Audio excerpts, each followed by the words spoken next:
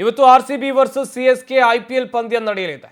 ಇನ್ನೊಂದು ಕಡೆಯಲ್ಲಿ ಬೆಂಗಳೂರಿನ ಪೊಲೀಸರು ಕೂಡ ಕಟ್ಟೆಚ್ಚರವನ್ನು ವಹಿಸಿದ್ದಾರೆ. ಮೊಬೈಲ್ ಕಳ್ಳರ ಕರಿನೆರಳು ಕೂಡ ಪಂದ್ಯದ ಮೇಲೆ ಬಿದ್ದಿದೆ. RCB ವರ್ಸಸ್ CSK IPL ಪಂದ್ಯ ಸದ್ಯ ಮೊಬೈಲ್ ಕಳ್ಳರ ಬಗ್ಗೆ ನಿಗಾ ವಹಿಸಿದ್ದಾರೆ ಪೊಲೀಸರು. ಪೊಲೀಸರಿಗೆ ತಲೆನೋವಾಗಿದೆ. ಜಾರ್ಖಂಡ್ನ ಖದೀಮರ ಗ್ಯಾಂಗ್ ಮ್ಯಾಚ್ ನೋಡೋಕೆ ಬರುವಂತ ಪ್ರೇಕ್ಷಕರೇ ಈ ಕಿಲಾಡಿಗಳ ಟಾರ್ಗೆಟ್ ಆಗ್ತಿರ್ತಾರೆ. ಕ್ಷಣ ಮಾತ್ರದಲ್ಲಿ ಮೊಬೈಲ್ ಅನ್ನು ಕದ್ದು ಎಸ್ಕೇಪ್ ಆಗ್ತಾರೆ ಕಳ್ಳರು. ಅಭಿಮಾನಿಗಳು ಎಂಟ್ರಿ ಆಗುವ ಗೇಟ್ ಬಳಿ ಪೊಲೀಸರು ಹದ್ದಿನ ಕಣ್ಣಿಟ್ಟಿದ್ದಾರೆ. ಒಂದೊಂದು ಗೇಟ್ ಬಳಿ 10 ಪೊಲೀಸ್ ಸಿಬ್ಬಂದಿಯನ್ನು ನಿಯೋಜನೆ ಮಾಡಲಾಗಿದೆ. ಈ ಬಾರಿ ಮಫ್ತಿಯಲ್ಲಿ ಕಳ್ಳರ ಮೇಲೆ ಕಾಕಿ ಪಡೆ ಕಣ್ಣಿಟ್ಟಿದೆ. IPL ಸಮಯದಲ್ಲಿ ಫೀಲ್ಡಿಗಿಳಿಯಲಿದ್ದಾರೆ 200 ಅಪ್ರಾಪ್ತರು. ಗಮನಿಸಬೇಕಾದಂಥ ವಿಚಾರ ಇದು. ಪೊಲೀಸರ ಪ್ರಕಾರ ಬೆಂಗಳೂರಿನಲ್ಲಿ 30-40 ಅಪ್ರಾಪ್ತರು ಇರುವಂತ ಮಾಹಿತಿ ಇದೆ. SRH ಪಂದ್ಯದ ವೇಳೆ 75 ಮೊಬೈಲ್ 30 ಟಿಕೆಟ್ ಕಳ್ಳತನ ಆಗಿತ್ತು. ಈ ಕೃತ್ಯದಲ್ಲೂ ಕೈಚಳಕವನ್ನ ಈ ಜಾರ್ಖಂಡ್ ಮೂಲದ ಅಪ್ರಾಪ್ತರು ತೋರಿದ್ರು ಎನ್ನುವಂತ ಮಾಹಿತಿ ಇದೆ. RCB ವರ್ಸಸ್ CSK ಪಂದ್ಯ ಇವತ್ತು. ಸಾಕಷ್ಟು ಅಭಿಮಾನಿಗಳು ಬರ್ತಾರೆ ಮ್ಯಾಚ್ ನೋಡಬೇಕು ಅಂತೇಳಿ, ಕುತೂಹಲ ಇರುತ್ತೆ.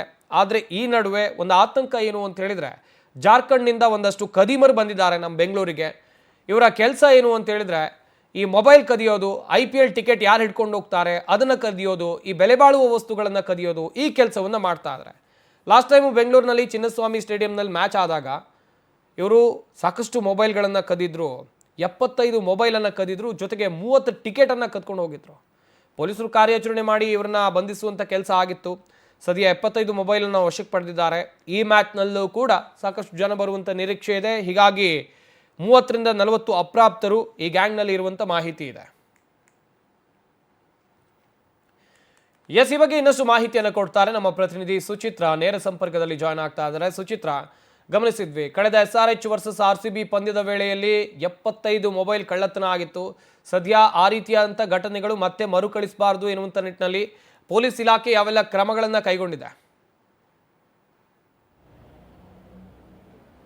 ಸಂಪತ್, ಏನು ಕಳೆದ ಬಾರಿ IPL ಮೊದಲ ಬಾರಿಗೆ ಸ್ಟಾರ್ಟ್ ಆದಂಥ ಸಂದರ್ಭದಲ್ಲಿ ಚಿನ್ನಸ್ವಾಮಿ ಸ್ಟೇಡಿಯಂನಲ್ಲಿ RCB ವರ್ಸಸ್ SRH ಮ್ಯಾಚ್ ಇತ್ತು. ಈ ಒಂದು ಸಂದರ್ಭದಲ್ಲಿ ಸಾಕಷ್ಟು ಜನರು ಕೂಡ ಮ್ಯಾಚನ್ನು ನೋಡಲಿಕ್ಕೆ ಬಂದಿದ್ದರು. ಈ ಒಂದು ಮ್ಯಾಚ್ನಲ್ಲಿ 75ಕ್ಕೂ ಅಧಿಕ ಮೊಬೈಲ್ಗಳನ್ನು ಕಳ್ತನ ಮಾಡಿದ್ರು.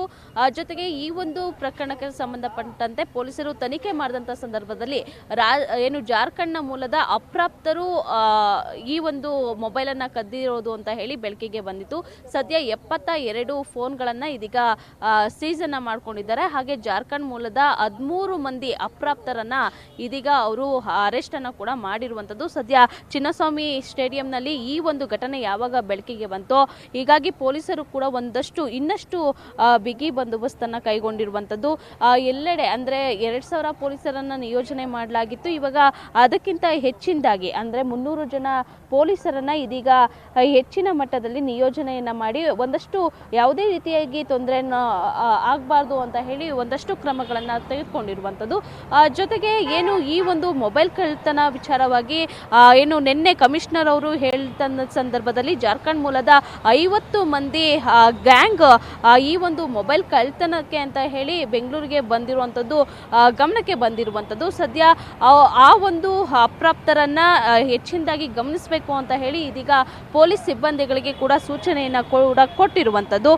ಜೊತೆಗೆ 2 ಬ್ಯಾಗೇಜ್ ಕೌಂಟರನ್ನು ಹೆಚ್ಚಳ ಮಾಡಿದ್ದಾರೆ. ಜೊತೆಗೆ 70ಕ್ಕೂ ಹೆಚ್ಚು ಮೊಬೈಲ್ ಕಳ್ತನ ಆಗಿರೋದ್ರಿಂದ ಈ ಒಂದು ಘಟನೆ ಮತ್ತೆ ಮರುಕಳಿಸಬಾರ್ದು ಅಂತ ಹೇಳಿ ಒಂದಷ್ಟು ಕ್ರಮಗಳನ್ನು ಕೂಡ ಕೈಗೊಂಡಿರುವಂಥದ್ದು. ಜೊತೆಗೆ ಇವತ್ತು ಏನು SRH versus CSK high voltage match ಇರೋದ್ರಿಂದ ಇಲ್ಲಿ ಯಾವುದೇ ರೀತಿ ತೊಂದರೆ ಆಗಬಾರ್ದು ಅಂತ ಹೇಳಿ ಈಗಾಗಲೇ ಪೊಲೀಸರು ಕೂಡ ಒಂದಷ್ಟು ಡಾಗ್ ಸ್ಕ್ವಾಡ್ ಮೂಲಕ ಪರಿಶೀಲನೆಯನ್ನು ಮಾಡ್ತಾ ಇದ್ದಾರೆ. ಜೊತೆಗೆ ಟ್ರಾಫಿಕ್ ಪೊಲೀಸರು ಕೂಡ ಒಂದಷ್ಟು ಏನು ಸೂಚನೆಗಳನ್ನು ಕೂಡ ಕೊಟ್ಟಿರುವಂಥದ್ದು, ಎಲ್ಲೆಲ್ಲೇ ಸೂಚನಾ ಫಲಕಗಳನ್ನು ಹಾಕಿರುವಂಥದ್ದು. ಒಟ್ಟಿನಲ್ಲಿ ಇವತ್ತಿನ ಮ್ಯಾಚ್ಗೆ ಸಾಕಷ್ಟು ಜನ ಬರೋದ್ರಿಂದ CSK ವರ್ಸಸ್ RCB ಮ್ಯಾಚ್ ಅಂತ ಹೇಳಿದ್ರೆ ಅಭಿಮಾನಿಗಳು ಸಾಕಷ್ಟು ಜನ ಇರ್ತಾರೆ, ಸಾಕಷ್ಟು ಸಂಖ್ಯೆಯಲ್ಲೂ ಕೂಡ ಜನ ಸೇರಿರ್ತಾರೆ.